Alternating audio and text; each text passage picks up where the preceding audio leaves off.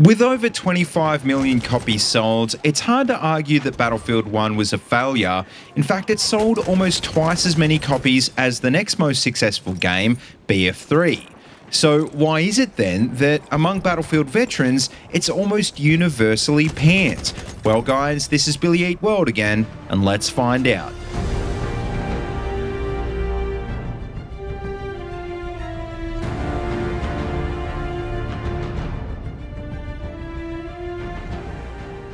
Alright, so straight off the bat, I've got to admit Battlefield 1 isn't a bad game. I mean, you don't sell 25 million copies of anything if there isn't something good about it. But one thing you'll realise if you spend enough time in the Battlefield community is that even the smallest of problems will get picked apart, analysed and complained about on social media. The almost impossible task that DICE has with each new generation in the franchise is to try and please as many people as possible while still being a leader of innovation in the FPS genre. And sometimes they nail it and sometimes they don't, but nearly all of the time, and especially so with Battlefield 1, they end up splitting the community one way or another. Just before we go too much further though, here's a bit of context if you're new to the franchise. BF1 was the last numbered game before BF5, which came out in 2016.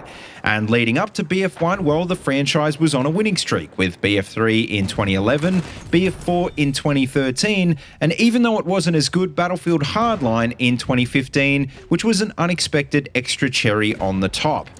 Not just that though, but DICE also released the insanely anticipated reboot of the Star Wars Battlefront franchise in 2015, which just about every Battlefield fan jumped on as well. And so honestly, I think DICE could have released just about anything in 2016 and it would have done okay. And one thing you've got to give to Battlefield 1 is that it successfully rode that wave to success. Now, probably the main thing that I can think of that DICE and the EA marketing teams did at the time was to make Battlefield 1 stand out from the crowd. Because if you remember back to 2014 and 2015, basically every other AAA shooter franchise was doing the futuristic thing and fans were getting real sick of that really fast. And I think most people expected the successor of BF4 to be along the same sort of lines, or at least to be another modern game set maybe in the not too distant future. But instead, DICE blew everyone's mind by announcing a World War I game, something that really had never been tried before by a AAA FPS developer.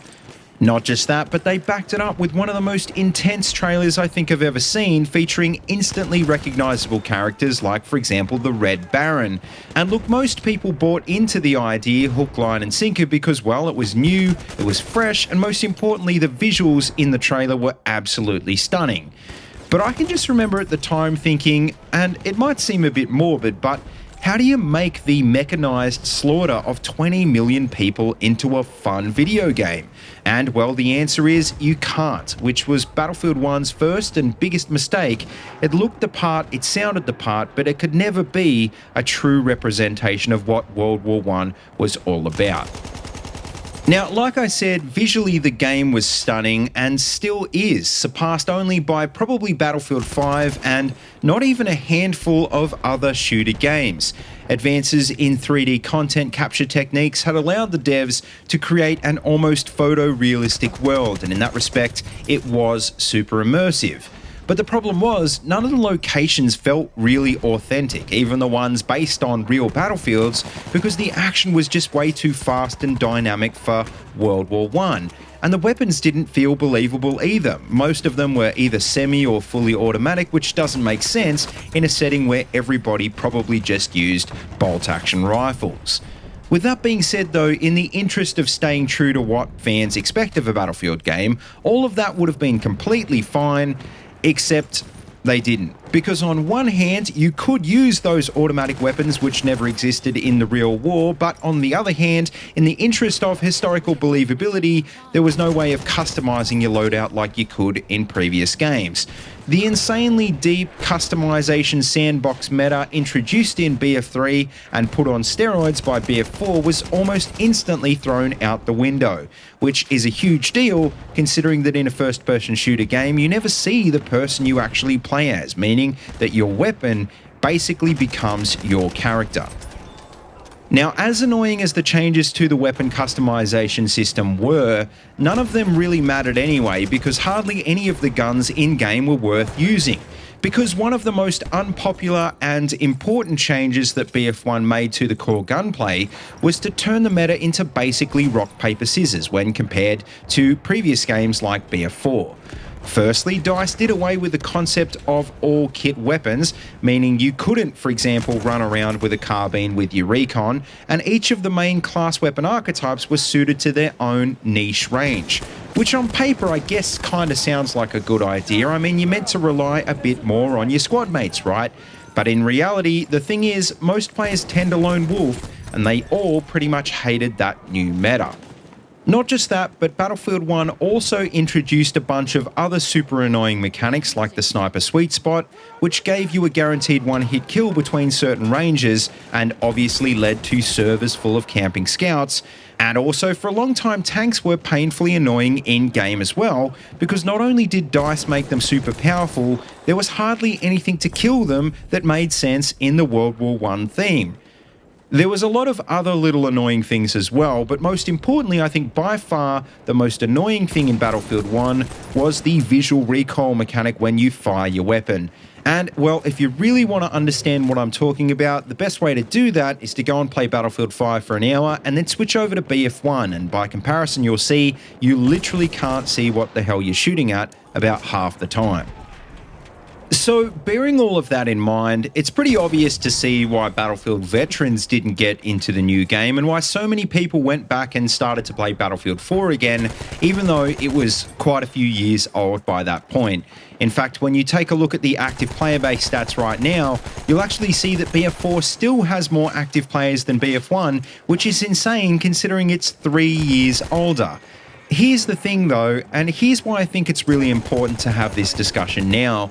Sure, the veterans weren't happy, but what about everyone else from those 25 million sales?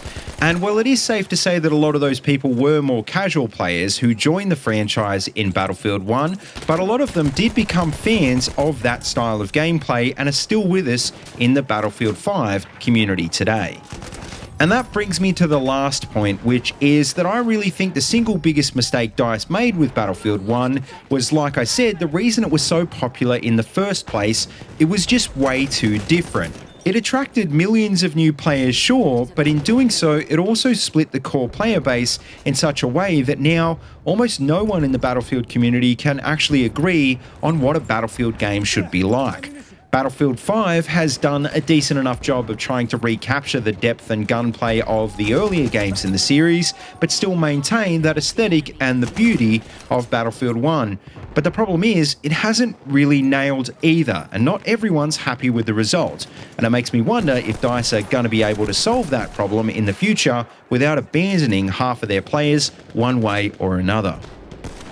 But anyway, guys, that just about wraps up this video. So as always, make sure you let me know what you think in the comment section below.